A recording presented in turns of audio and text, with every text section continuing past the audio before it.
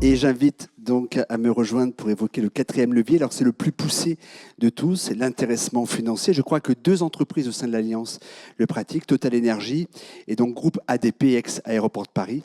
J'invite son DRH, Laurent Gasse, à prendre le micro. Le calcul de l'intéressement chez vous est fondé sur 5 critères, si je ne me trompe pas. 3 d'entre eux, qui pèsent d'ailleurs 30% de l'ensemble, sont relatifs à la RSE et l'un d'eux au mécénat de compétences.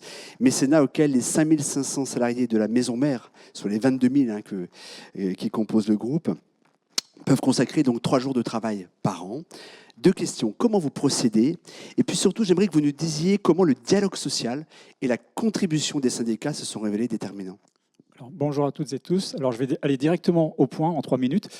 Au niveau du mécénat de compétences, ADP a une longue tradition, alors moins longue que ce que j'ai entendu tout à l'heure, mais depuis 2016, on l'a mis en place, juste après la création de la Fondation, et c'était renforcé en 2019 par la création du département de l'engagement citoyen.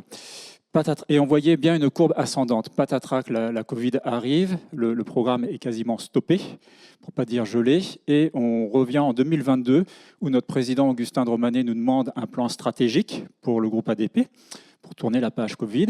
Et sur ce plan stratégique, il y a 20 axes de réflexion, dont 2 qui sont le mécénat de compétences, atteindre 5000 jours cumulés jusqu'en 2025, entre la période 2022-2025 d'engagement citoyen d'une part. Et il demande également à ce qu'il y ait dans la rémunération de l'ensemble des collaborateurs du groupe, donc là pour l'instant on va parler uniquement de la France, un critère RSE. Voilà. Et on arrive à ce niveau-là en se disant, bon, qu'est-ce qu'on va faire? Alors, au niveau de la France, le DRH que je suis, un petit peu feignant, entre guillemets, se dit, bon, pour la France, le bon vecteur, ça va être le critère d'intéressement. Effectivement, on doit renégocier notre accord d'intéressement 2022, sachant qu'en 2021, il y a eu un échec de la négociation. Donc là, il n'y avait plus d'accord d'intéressement chez ADP en 2021. Et on déroule la négociation et on se dit, bon, on va mettre un critère RSE, ça va rassembler tout le monde. Et le premier critère RSE qui arrive, c'est effectivement, c'est pas l'engagement citoyen, je vais être honnête, c'est la politique d'accident du travail, politique sécurité, ce qui est classique. Et là, on rentre pour répondre à votre question, dans un dialogue social un petit peu de sourd avec nos organisations syndicales qui ne veulent pas entendre parler de ce critère, bien évidemment, et qui nous disent, on ne signera pas de nouveau l'accord d'intéressement.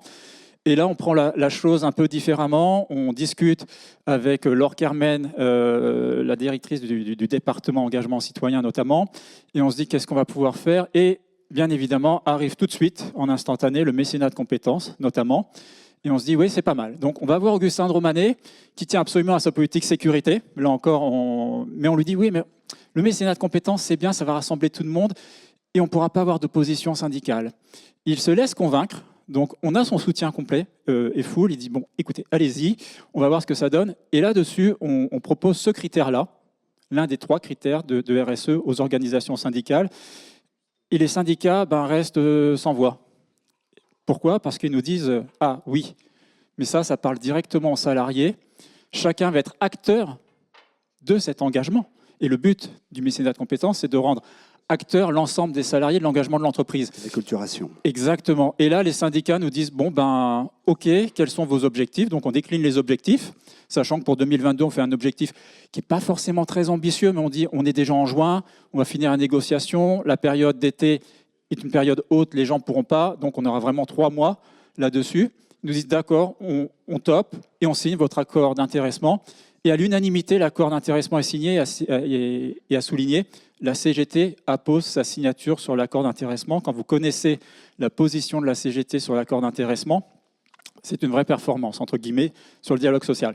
Mais ça ne s'arrête pas là, puisqu'on a un échange avec les élus, et les élus relaient le message dans leur propagande syndicale en soutenant l'accord d'intéressement et en disant on est tous responsables de l'atteinte des objectifs. Donc non seulement le mécénat de compétences est complètement intégré dans notre politique de rémunération aujourd'hui, comme c'était notre ambition, et deuxièmement, c'est relayé de manière positive par nos organisations syndicales, alors même qu'on est sur la répartition de l'intéressement, encore une fois en position de divergence avec eux, mais le fait de pouvoir mettre des critères qui leur parlent directement, et surtout ce qui a été souligné, c'est ça a du sens et chacun peut agir pleinement sur ce critère. Il n'y aura pas d'excuses, donc on est pleinement impliqué. C'est pour ça qu'on vous fait confiance et qu'on signe l'accord d'intéressement. voilà un peu comment on a réussi à améliorer le dialogue social sur cet aspect de rémunération dans un contexte qui n'est pas simple. Merci, parce que c'est un exemple qui, à mon avis, devrait parler significativement auprès de tous. Merci.